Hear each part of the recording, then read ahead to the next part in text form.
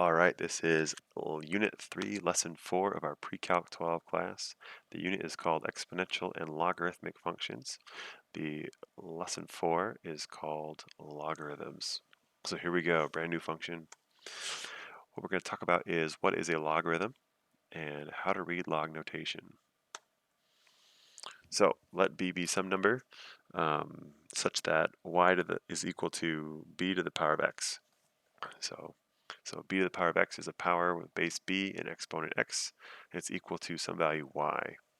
We can write this relationship using a log function. We can rearrange these letters using a log function that represents the same relationship of these letters.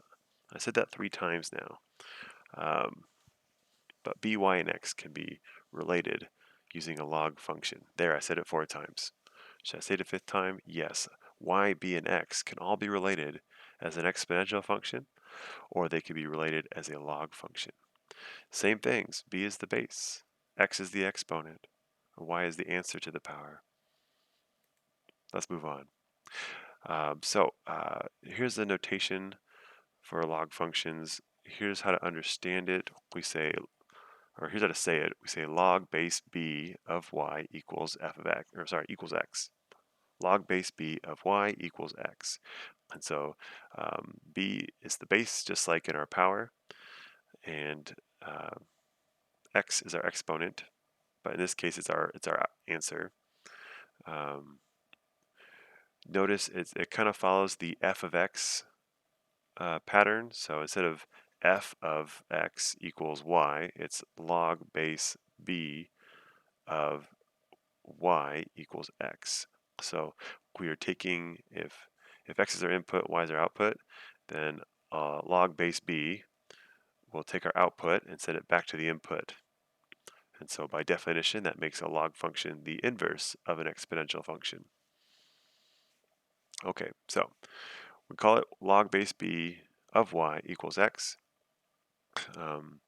We must also know that if base b is not given, and it just says log of y equals x, then by default b is 10. Some old dead white guy decided. That's why. Okay, let's look at some examples. So if I have log base 7 of 49, the answer is 2. And we think about that as, okay, 7 to the power of what equals 49? 7 to the power of 2 equals 49. So log base 7 of 49 represents the exponent on 7 to make 7 equal to 49. Log base 6 of 1 equals 0, because 6 to the power of 0 equals 1. We know that anything to the power of 0 equals 1, so we could really say log with any base of 1 would equal 0. Okay, log base, or it just says log of 1/1000th. Since there's no base, then by default the base is 10. I know that if I take 1 and divide it by 10 3 times, I get 1/1000th. So log of 1/1000th is -3. I could think of that as a fraction. 10 to the power of what equals 1 over 1000? 1 over 1000 is 1 over 10 to the power of 3, which is equal to 10 to the power of -3, hence our answer. Okay, if we recall from Precalc 11, a square root is nothing but a fractional exponent. So if I take square root of 8 and I write it as a rational exponent, it's 8 to the power of 1 over 2.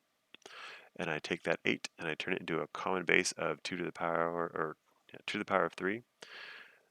It'd be 2 to the power of 3 to the power of 1/2, which is 2 to the power of 3 over 2. And so log base 2 of the square root of 8 would be 3 over 2. We can see the 3 and the 2 in our square root of 8 if we look carefully. I know that my base is 2, and 8 is 2 to the power of 3. There's the exponent. And square root means we're dividing the exponent by 2. So there's my 2, my denominator right there because of the square root. Now, log base 3 of 3, that's 1. Log of 1, well, it doesn't matter what the base is, it's going to be 0. But because the base is not given, then by default it's 10.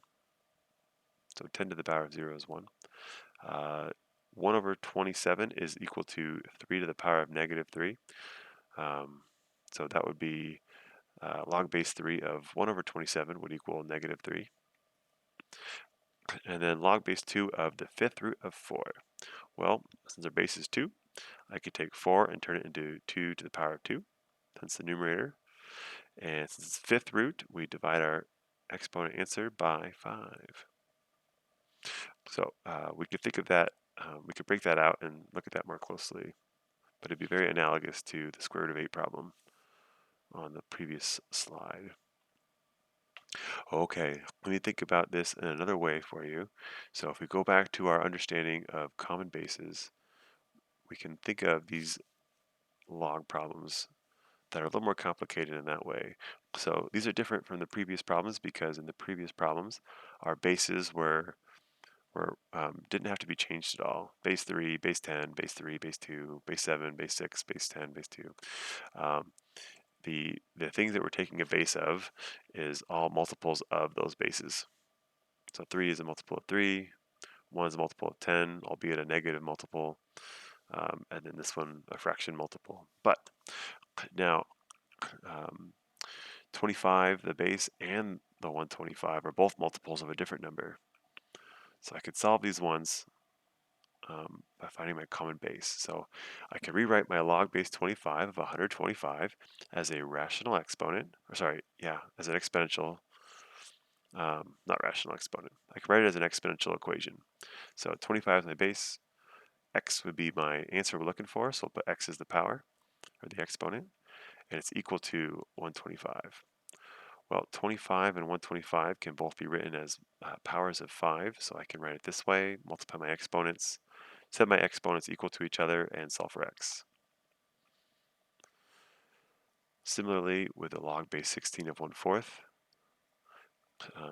1/4 is not really a multiple of 16th, at least it's kind of hard to imagine without using a calculator. But we can turn those both into an exponential and then put the 16 and the 1/4 as common bases of 2 and multiply the exponents accordingly. Set the exponents equal to each other, we can find that x is equal to negative 1/2. Okay, takeaways. We now know how to read logarithm notation, and we've looked at evaluating some basic logarithmic functions.